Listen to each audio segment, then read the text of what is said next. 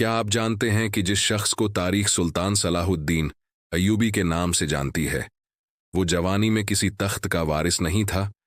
न उसके पास बेशुमार फौज थी, न ही सोने चांदी के खजाने, बल्कि उसके पास अगर कुछ था तो वो था किरदार, सब्र और एक वाज़ेह मकसद। अगर आप तारीख को सिर्फ जंगों की फहरिस्त नहीं बल्कि इंसान की जदोजहद के तौर पर देखना चाहते हैं तो इस वीडियो को आखिर तक ज़रूर देखें।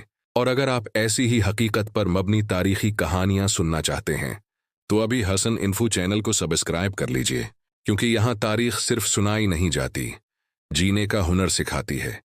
ये वो मरहला है जहाँ सलाहुद्दीन अय्यूबी का बचपन ख़त्म होता है और एक ज़िम्मेदार, बाशऊर और बासूल नौजवान तारीख के स्टेज पर कदम रखता है। जवानी के आगाज़ में सलाहुद्दीन अय्यूबी का ज़्यादा वक्त फ़ौजी माहौल में गुजरा, लेकिन वो दूसरे नौजवान सिपाहियों की तरह ताकत के नशे में मुब्तला नहीं थे। हुक्म मिलने पर तलवार उठाते, मगर बिला वजह खून बहाने से नफरत करते थे। उनके मामू असदुद्दीन शेरकवा इस ज़माने के मशहूर थे। उन्हीं के साथ रहते हुए सलाहुद्दीन ने जंग की असल हकीकत को करीब से देखा। यहाँ उन्होंने सीखा कि जंग सिर्फ मैदान में नहीं लड़ी जाती, बल्कि दिमाग, सब्र और हिकमत से जीती जाती है। जर्नैल थे। मिस्र की मुहिम उनकी जवानी का पहला बड़ा इम्तिहान थी।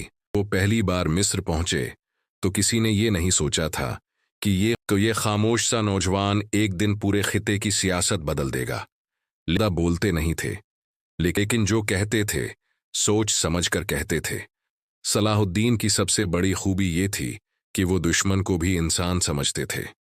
जंग में फतह के बाद बदला नहीं लेते थे, बल्कि अदल कायम करते थे। यही वजह थी कि दुश्मन भी उनके किरदार का एहतराम करने लगे। जब उन्हें मिस्र का इक़्तिदार मिला तो ये इक़्तिदार उनके लिए आजमाइश बन गया।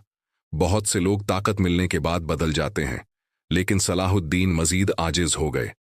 वो सादा लिबास पहनते, अवाम में घुल मिल जाते और फैसले ज़ाती फ़ायदे के बजाय उम्मत के फ़ायदे को देखकर करते। फौज को सिर्फ हथियार नहीं सिखाए, बल्कि नज़्म, ज़ब्त, सब्र और अखलाक भी सिखाया। वो कहते थे, जिस फौज में किरदार न हो वो सिर्फ हुजूम होती है।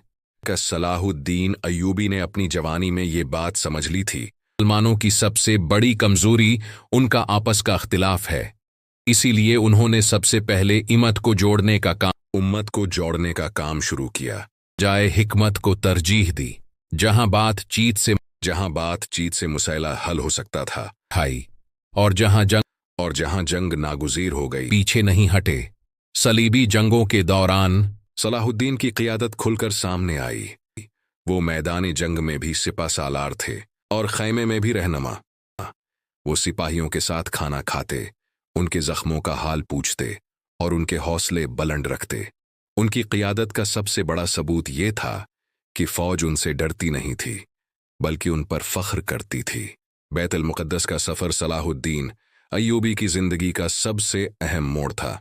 ये सिर्फ एक शहर नहीं था, ये एक ज़िम्मेदारी थी, एक अमानत थी। जब बैतुल मुक़द्दस फ़तह तारीख़ ने वो मंज़र देखा जो कम ही देखने को मिलता है, न कत्ल आम हुआ, न कत्ल आम, न लूट, न इंतकाम मार, सलाहुद्दीन ने वो किया जो फ़ातिह कम ही करते हैं। उन्होंने माफ़ी दी, तहफ़्फ़ुज़ दिया और दुनिया को दिखा दिया कि असल फ़तह तलवार से नहीं, किरदार से होती है। अगर आप यहाँ तक ये वीडियो देख रहे हैं तो कमेंट में ज़रूर लिखिए कि आपको सलाहुद्दीन अय्यूबी की खूबी सबसे ज़्यादा मुतासिर करती है। वीडियो को लाइक करें और शेयर करें ताकि ये पैगाम ज़्यादा लोगों तक पहुँच सके। ये हसन इन्फो है, जहाँ हम तारीख़ के किरदारों को हीरो नहीं, इंसान बनाकर पेश करते हैं। सलाहुद्दीन अय्यूबी की जवानी हमें ये सिखाती है कि क़ियादत उम्र की मोहताज नहीं, नीयत की होती है। वो हमें बताते हैं कि जंग जीतना आसान है, दिल जीतना मुश्किल, और वो दोनों जानते थे। और ये कहानी अभी ख़त्म नहीं हुई होती। अगली किस्त में हम बात करेंगे सलाहुद्दीन अय्यूबी के आखिरी अय्याम, उनकी सादगी और इस मीरास की जो वो उम्मत के लिए छोड़ गए। अगर आप अगली किस्त नहीं खोना चाहते तो चैनल को सब्सक्राइब करें, बेल आइकन दबाएं और कमेंट में लिखें।